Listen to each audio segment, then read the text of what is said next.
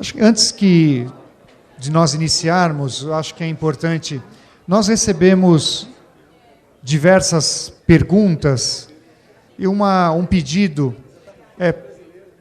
Depois que eu fiz o primeiro pedido, boa parte das perguntas já vieram com a identificação, mas é importante também incluir o e-mail, porque, infelizmente, como diz, o tempo ele voa e nós certamente não conseguiremos responder todas as perguntas no debate. Então, a nossa ideia é, com a identificação e com o e-mail, enviarmos as perguntas para os debatedores e aí eles poderão responder, tá? Terão mais tempo para respondê-las.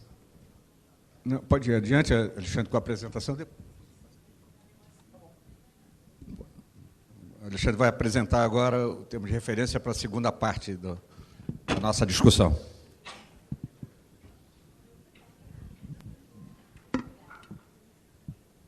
Bom, boa parte das perguntas que nós recebemos no período da manhã, elas estavam relacionadas com essas questões de curto prazo, e, sem dúvida nenhuma, qualquer melhoria, qualquer aprimoramento, ela pode ter um impacto na redução do prazo de licenciamento, que é uma das manifestações ou um dos indicadores que nós buscamos. Essa segunda parte, nós reservamos um tempo para procurarmos uma visão mais ampla, uma visão que nós podemos chamar de Estado, onde nós analisamos o licenciamento num contexto de planejamento econômico e territorial. Então, a ideia é conversarmos sobre como instrumentos de planejamento territorial e planejamento setorial podem reduzir a possibilidade de conflitos, antecipar possíveis conflitos e, com isso, não transformarmos o licenciamento numa arena onde vários problemas são discutidos, mas antecipar esses temas, utilizando para isso ferramentas de planejamento. Diferentes ferramentas de planejamento territorial e setorial, elas estão à disposição dos órgãos públicos brasileiros. Essas ferramentas elas já são utilizadas. E o que nós observamos é que o licenciamento ambiental, na maior parte das vezes, não utiliza essas ferramentas e o licenciamento acaba sendo um evento isolado com informações sobre um determinado empreendimento.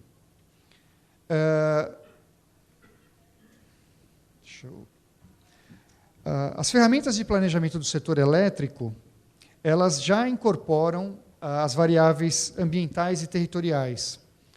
Os inventários hidrelétricos e os relatórios R1 e R3, que são relatórios feitos para linhas de transmissão, eles trabalham, incorporam as variáveis ambientais e territoriais, eles localizam espacialmente os empreendimentos, permite a identificação de interferências com áreas protegidas, comunidades de conservação, terras indígenas, comunidades tradicionais, e prevê o levantamento de informações secundárias sobre biodiversidade que potencialmente podem ser afetadas por empreendimentos. Além dos inventários hidrelétricos e dos relatórios R1 e R3, as linhas de transmissão, eles possuem são 5 relatórios, cada um deles com uma característica. E no R1 e no R3 é onde a viabilidade ambiental é levantada no âmbito do planejamento. Além disso, nós temos também os atlas eólico e solar, que trazem informações sobre os empreendimentos e variáveis socioambientais. Um outro grande plano, que é de conhecimento da sociedade, é o Plano Decenal de Expansão de Energia, que durante muito tempo foi Plano Decenal de Expansão de Energia Elétrica, e hoje ele aborda todos os energéticos, ou as fontes de energia.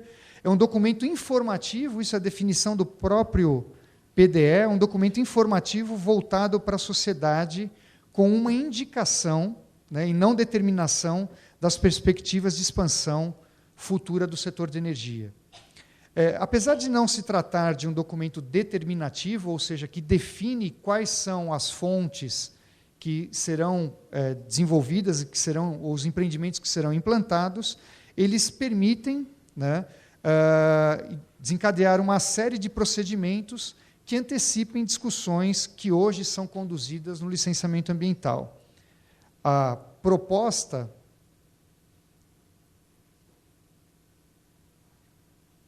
tem um intervalo de aqui. Como acontece hoje, né, nós temos o plano decenal de energia indicando a possível construção de empreendimentos de geração e transmissão, e a discussão vai ocorrer, em alguns casos, em até 10 anos no processo de licenciamento ambiental. Né, e aí sim a interferência em unidades de conservação, terras indígenas, comunidades tradicionais, núcleos urbanos, é onde é feita a discussão, e os municípios afetados. A nossa proposta é que essa discussão ela seja antecipada e que ela ocorra no momento do planejamento. Então, uma série de indicações já são fornecidas por ocasião da elaboração do plano, por que não se discutir essas questões ambientais e sociais no âmbito do plano decenal de energia? E, para isso, já existem algumas ferramentas, né? Então, a proposta é que seja antecipado para a fase de planejamento o tratamento de questões de cunho socioeconômico e ambiental que não dependem do detalhamento das informações geradas na fase de licenciamento. Ou seja, na fase de licenciamento é feito um levantamento bastante detalhado.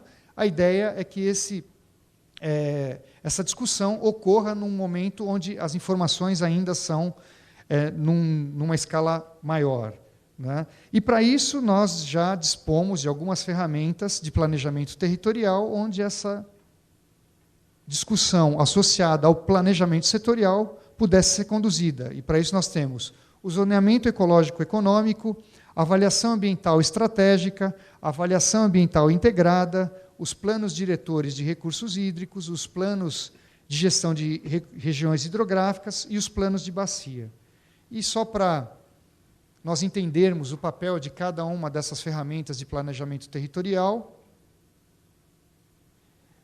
o zoneamento ecológico-econômico, ele organiza, né, o objetivo do zoneamento ecológico-econômico é organizar de forma vinculada as decisões dos agentes públicos e privados quanto a planos, programas, projetos e atividades que, direta ou indiretamente, utilizem recursos naturais. Ou seja, o zoneamento ecológico-econômico seria uma ferramenta de planejamento territorial bastante pertinente para se antecipar essa discussão de implantação, desenvolvimento de projetos, e aí olhando para o setor de energia elétrica, dos empreendimentos do setor de energia elétrica. Se nós analisarmos e buscarmos algumas informações em zoneamentos ecológico-econômicos que já existem, nós não observamos a incorporação de projetos do setor de energia nesses documentos, nesses zoneamento ecológico-econômico. Além do zoneamento ecológico-econômico, outras duas ferramentas, e uma delas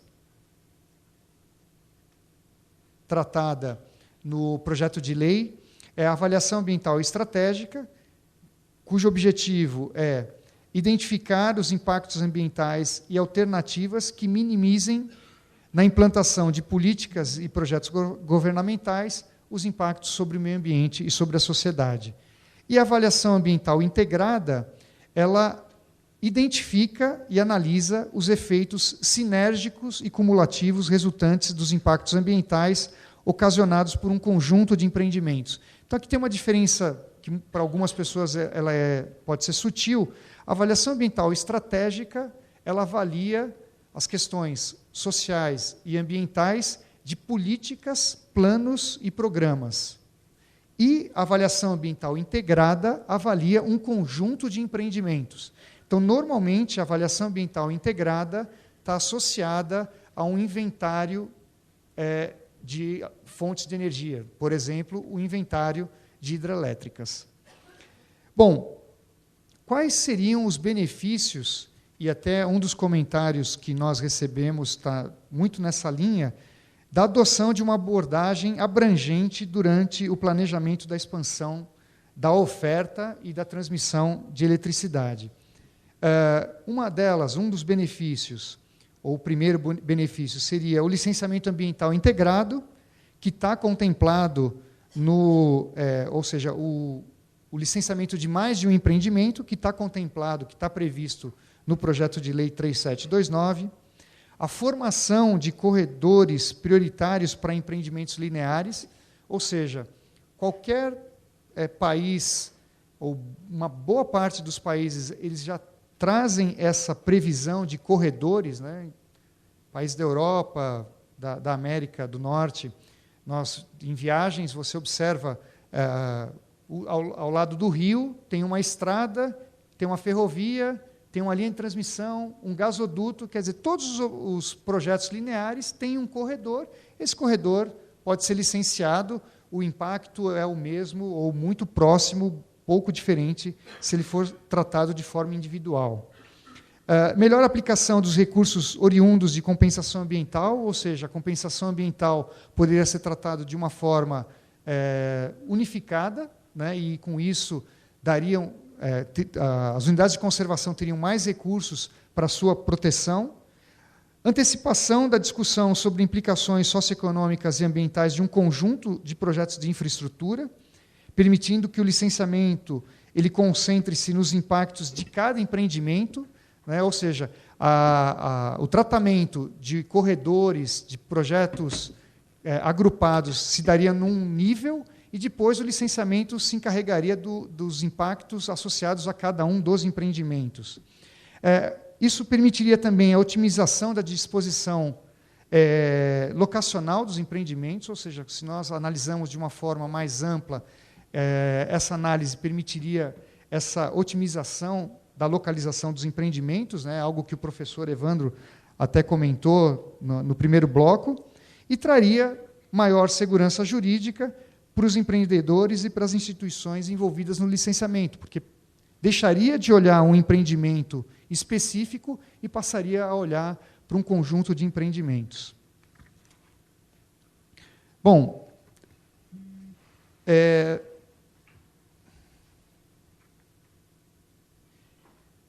um comentário, né, que as ferramentas de planejamento, como a avaliação ambiental estratégica integrada, elas podem contribuir para que a expansão de oferta de eletricidade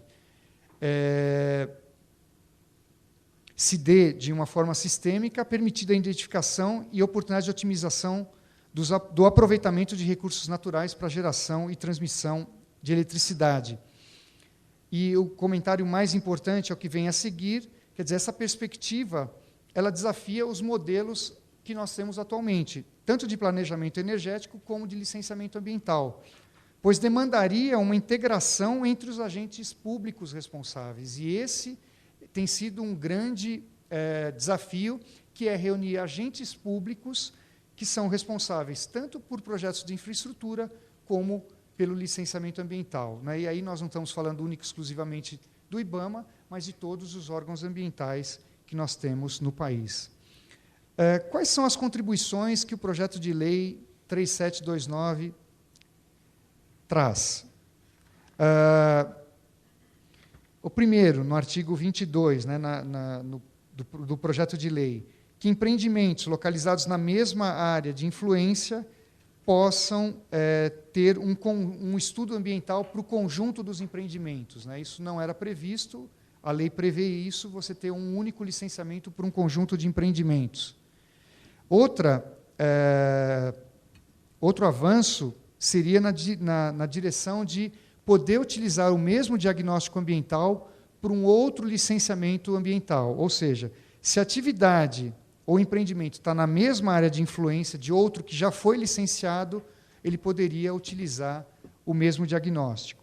né? Ou seja, como se fosse constituir um banco de dados de diagnóstico de informações ambientais que pudessem ser aproveitadas, informações que poderiam ser aproveitadas, e isso reduzindo também o custo da elaboração de estudos ambientais. Outra previsão no projeto de lei é que a avaliação ambiental estratégica ela será realizada por órgãos responsáveis pela formulação do planejamento de políticas, planos e programas governamentais, ou seja, vai ser feito pelo governo, e os resultados dessa avaliação ela vai conter diretrizes para orientar o licenciamento ambiental. Isso também se caracteriza como um ganho para a sociedade. E a avaliação ambiental estratégica não poderá ser exigida como requisito para o licenciamento ambiental.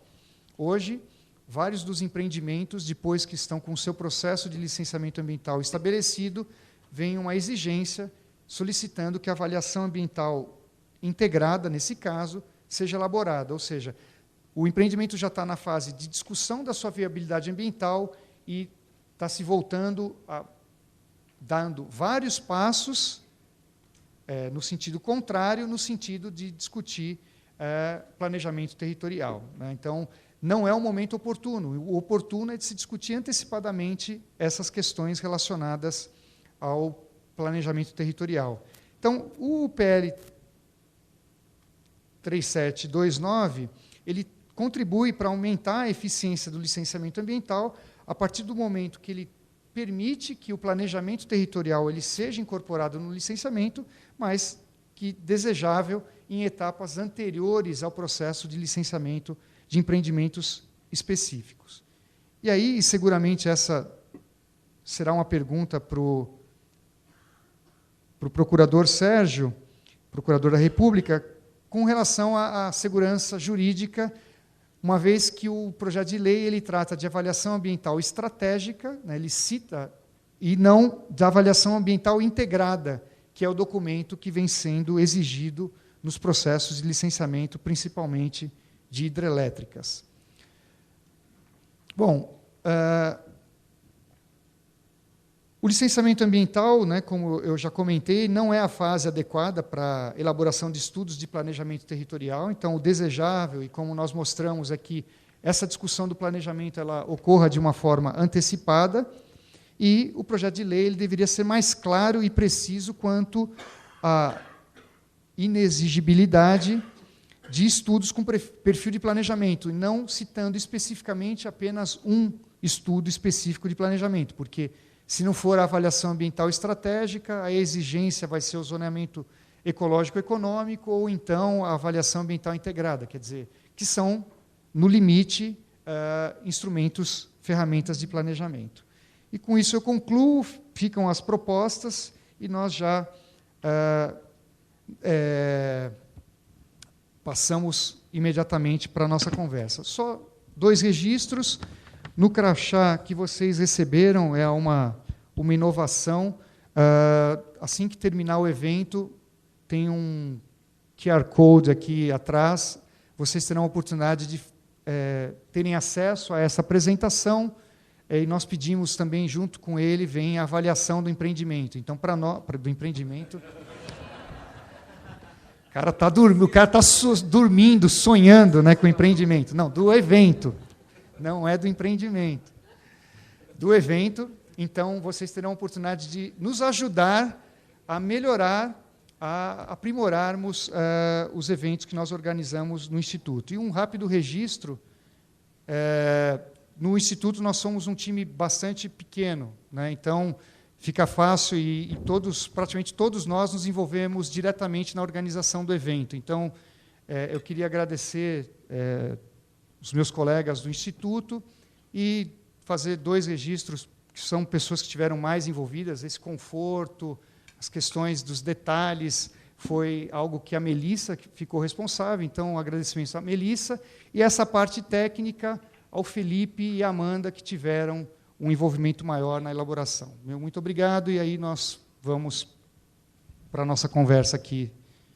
Continuando, Cláudio. Eu agradeci a Melissa, você agradeceu a 2, né? Porque ela...